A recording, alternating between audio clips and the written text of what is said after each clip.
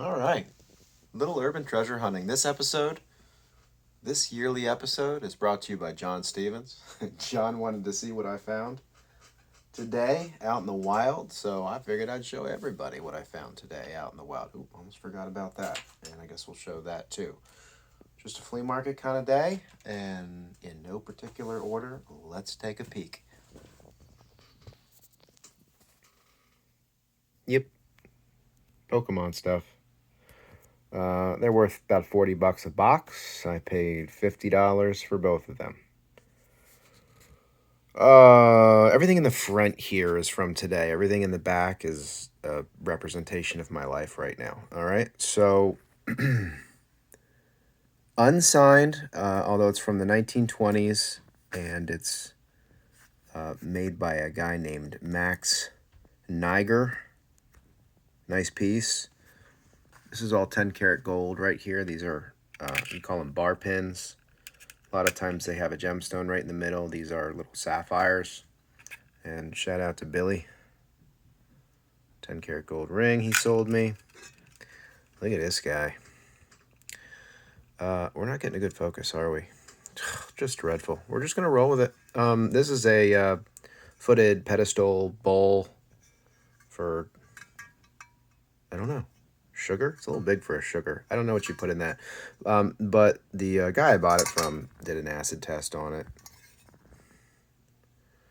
For some reason, right on the bottom of it, as opposed to just scraping a foot like a normal person. But anyway, it's marked 1840, weighs 180 grams, and I actually got it with the gold pins. We did a coin flip. I finally got him down to 250 for all of it. And well, I was asking 240 and he wanted 250, so he said we'd coin flip for it, and I called it heads and won it. This is about 7.5 grams of 10 karat gold, and this is 180 grams of silver. So you can do the math. I got everything at like 80%, somewhere around there. So it was a good buy.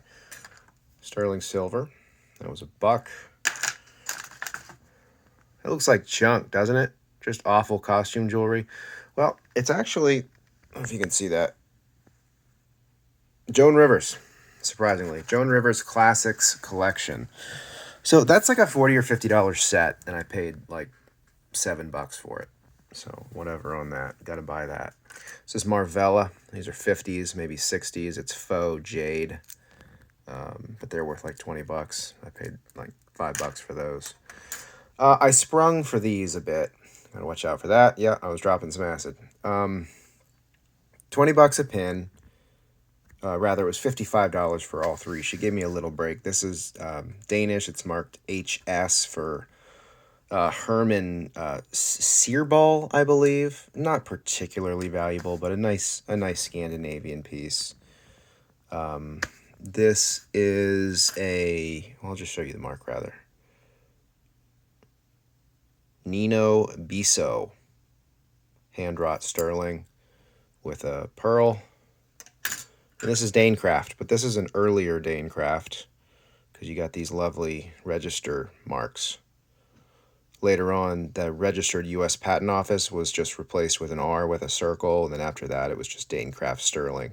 No registration marks at all, just usually stamped onto the piece. So that actually has that little oval ID disc onto it. So 1940s, I believe.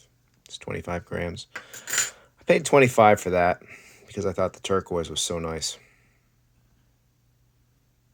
Nice old ring. Definitely old pawn category. If you're going to list it, it's called old pawn. No marks. Sterling silver. Great one. Cutco. You always buy Cutco. That was $1. And last, definitely not least, these right here. Zoom out. Let's see what we got going on here. That's a first edition. You're going to hate this. It's so depressing. The values in 1947, 2 years post World War II, if I did my math right. Yeah. Oh, Connecticut copper for $6. You gotta be kidding me. Massachusetts copper for $1.25. $4 in fine? It hurts. It hurts. What do we have here? Half dollars. Drape bust half dollars for $12. 1916D uncirculated. See, that actually surprises me. $65. What's that in unk now? It's $5 in unk? $8? I don't know. Gosh, large cents. Chain cent. $100. $100 for a chain cent. You've probably seen enough by now. Oh man, was that a birch cent? No way. What did I see? Birch cent. No value. Interesting. Silver center cent. $600. What's that worth now? $600,000? There you go. The 1792, the half dimes made from Washington silver, right? These are rarer than rare. Every now and again, someone digs one. Once every 5 or 10 years, it seems like. I could go through this for a long time.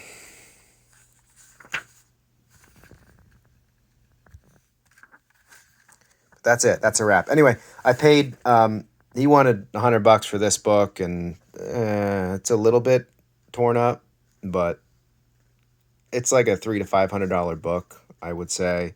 And I had him give me the 1948 as well. So a first edition and a second year.